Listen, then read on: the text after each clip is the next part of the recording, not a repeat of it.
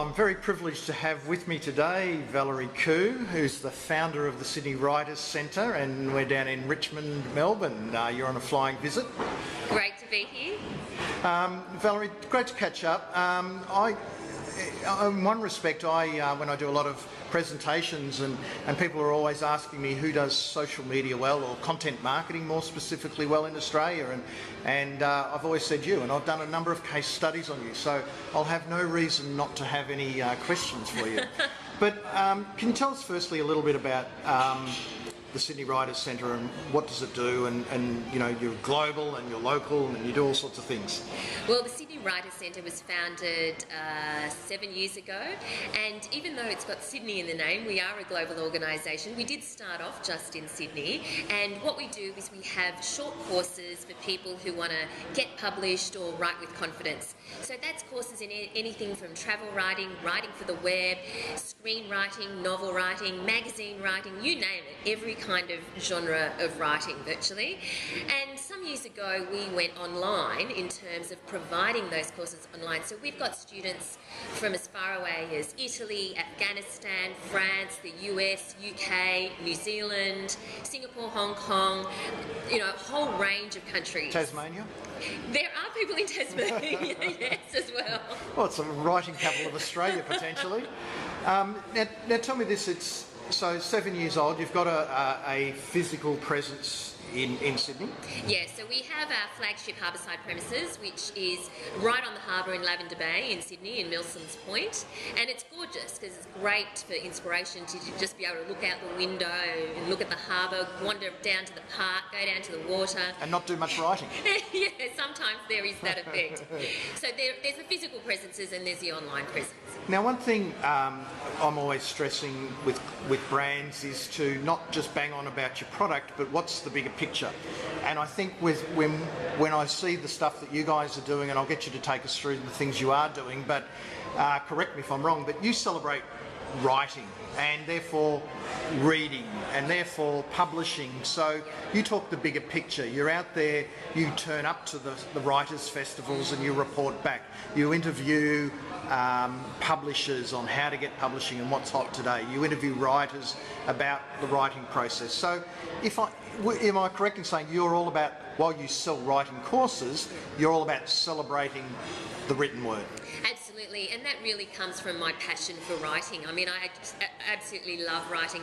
I love the fact that I get paid to do something I love, and it's all aspects of writing, as you say. It's everything from literary fiction to magazine writing to blogging to writing in a business context as well, because it's such an important form of communication, and so many things get resolved and when people can get their message across, it's just so much, life is just so much more efficient and easier. So I'm really passionate about helping people in their written communication. So what's your approach to content marketing? It seems to me to be a large part of your marketing generally, using content to get the interest of people, to attract them, to draw them in and to engage with them over a period of time. They might not become clients or customers straight away, but they might over time, or in turn they might recommend you to others. Yeah, so when we first started doing content marketing, which is what is now called content marketing, we were just really doing things that we were interested in. We wanted to interview best-selling authors. We wanted to, you know, go to writers' festivals. We want to be active in this community and in the industry because we're just interested. So as a result, we ended up doing everything from blog posts, articles in publications, podcasts, video podcasts, you name it. You know, we're really active on Twitter, and so we you know, basically packaged what we learnt to help our community, but we did it because it's just fun, but also as a result of that, people came to see us as the go-to place for writing, publishing, you know, blogging, all that kind of thing, and they find a wealth of resources. Whether or not they become customers, that's totally fine, because we're going to share that information anyway. So it's give and give and give, and eventually someone will recommend you or come by. Yeah, definitely. So can we dig a little bit deeper in terms of your content marketing? So at the heart of it, you've got a website that's the hub of everything you do. Yeah. You've got a blog is that separated to the website? That's the writing bar? Yeah, so we have a blog called The Writing Bar, and it covers a whole range of things, ranging from how to get published to profiling authors, whole range of things, but all writing related. How many people are contributing to that? Probably about 5. And they're all good writers? Well, All done the course? yes. Yes. And so you're pumping out a lot of content though. There's probably something on it almost daily now? Almost, yeah. It varies because sometimes, of course, we're only human. We have certain busy periods. Like if we're at a writers' festival, there might be an intense period that we're interviewing 23 authors, and then we actually, and they're on video, and then we have to produce the video and upload the video. So that's all part of it as well. And you do podcasts. So how many podcasts have you done now? You do mainly interview authors. Yeah, I will admit it used to be weekly. Now it's more like every 2 to 3 weeks. I know the feeling. And so Twitter and Facebook Facebook's very big for you, and you've got a good solid following on Twitter. And do you find that the same people cover across both, or you just need to give people options of engaging with you? It's definitely giving people options. You will find there are some people who are just completely obsessed with Facebook and they sit on it all day, or that's their preferred way of communicating. Other people are Twitter obsessed. So while there might be a crossover, if you had a Venn diagram, they are actually different types of communities. Now you're active yourself on Twitter. How much do you do how many people are doing the account for the Sydney Writers Centre? So I do my own account, Valerie Khoo, and actually one of our team members, Rose, primarily does the Sydney Writers Centre Twitter, which is Sydney Writers. Of course, if she's on leave, then someone else takes over, but it really is a lot of her voice. And there is crossover though, because you will then retweet their stuff. Yeah, but we have quite different followings. Yeah, and tell me with the so you got the podcast, the video. You're on you've got a LinkedIn group, I see. Yes. I don't think you're on Google Plus. I don't. We are on Google Plus, but we don't find it a very engaged community at this stage. At this stage, but once again, so is your philosophy getting out and trying these things?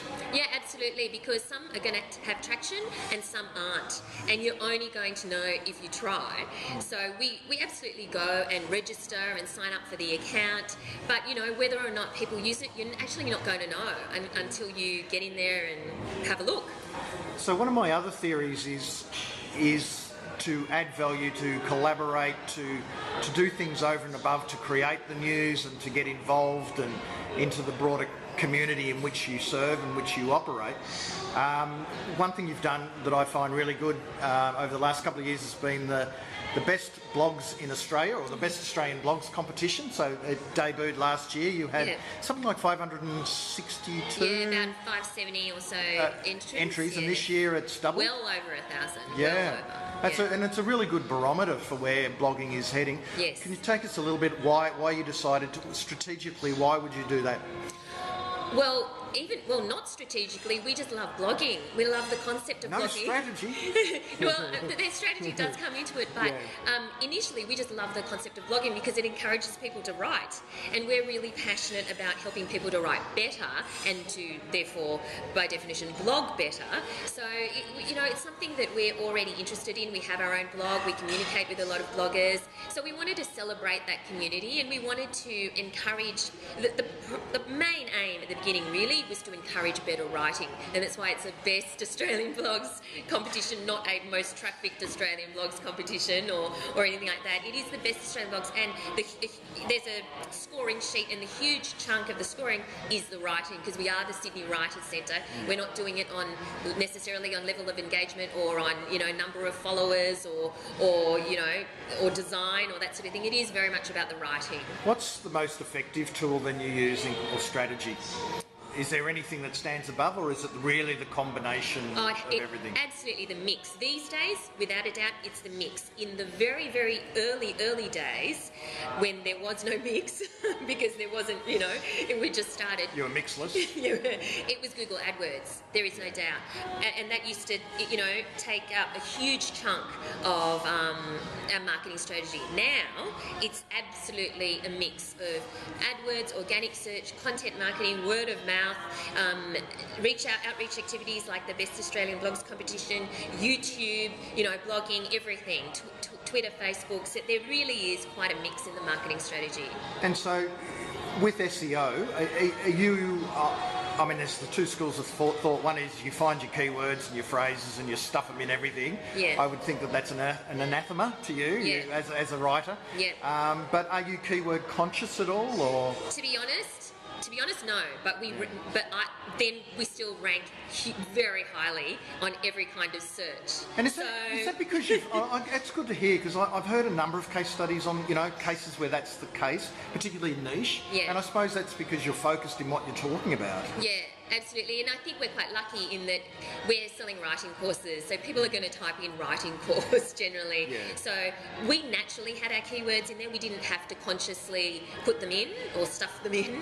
So as a result, we rank really, really highly. So where do your customers come from? And I know, is there a split Australia versus international you can share with us? I mean, is it growing overseas, or? Yeah, it's certainly been growing in the last couple of years, because we've been targeting specific countries just as an experiment. We do get a lot of people from the United Arab Emirates, mainly expats who are looking to doing a writing course because they've got some time, that sort of thing. A lot of our split is expats, Australians who live in other countries. We absolutely get French nationals as well, and UK nationals and US nationals. They are a small proportion because we haven't actively targeted them. So how are people find? So people are really finding you through word of mouth or coming through the community, or anecdotally do you hear that I've been on your Facebook page for ages and it's now time for me to do something? Because intuitively I'd imagine that people, they love writing, they love reading, they love the whole area, but they just get involved first. It might not be something they take a direct step into, but over time they become part of a community. And I think more than anything, what you guys do really well is that you build a community. That's your marketing. It might be content marketing, it sounds like it, but really at the heart of what you do, you build a community of people that are passionate about writing and reading and authors, etc. Yeah. So do you find that they come from being part of your community, or part of you have an e-newsletter as well? You tick that box. That's right, e-newsletter. And over time they become part of your community, and then they sign up. There's actually three main groups. There's the people who discover us and immediately join or enrol. For whatever reason, they're ready and they're going to join straight away. Start of the year, for New Year's resolution. Especially at the start of the year, but yeah, there's that group. Then there's the group that actually discover us, and somehow, they might join the newsletter, or they might sort of explore the course outline, and on average, 44 days later, they will enrol. 44 days, there you go, folks. For that group, on average, of course. And then there's this group who have discovered us ages ago. Like, for example, I can remember even the first lot of people who signed up to the newsletter, their names, because, back in those days, I remembered everyone. And I remember a woman coming into a course the other day, and she said who her name was, and I said, "Oh, you joined on our very first day on our newsletter. That was 7 years ago." She said, "Yeah, I've been getting it for 7 years." The long tail. She joined now. She came and enrolled now. And there's a lesson there. It's about patience, and it's about building that community and continuing that engagement. And I'd reckon you've got a lot of people, probably not waiting 7 years, but they get in because they're interested, but it does take them time to make that commitment. Yeah, that's right. And you give a lot of value beforehand, so they know and they've got trust in what you're offering, because you've already given her so much away. Yeah, I mean, one of the things she was saying was that, she's been meaning to do a course for ages. She just never got around to it. She's got kids, all that kind of stuff, and finally it was time. So, and that's fine as well. I think it's great when those people turn up. So for all the online things that you do, and you do, as we say, you've got a database, you do a lot of email, you've got blogs and videos and podcasts, you've got the whole lot, all integrated, mind you. Nothing better than being face-to-face and doing a tour and going to other cities and that sort of stuff to really bring the brand to life, is there? Yeah, that's right. And I do travel a bit, so I get to meet other students, and students from other cities actually self-organise their own meetups, which is great as well, because then they feed that back to us. I'd love to be able to do that, but of course, and visit the meetups, all of the meetups, but that is a bit difficult. But absolutely face-to-face is the best. Well, Valerie, thanks for taking time out for your very busy schedule, because I know you're doing lots of things in between writing and blogging and podcasting and interviewing. Thanks for taking time out for chatting to the PR Warrior, and I shall continue to use you as a case study, if you don't mind. Thank you, Trevor. Thanks very much.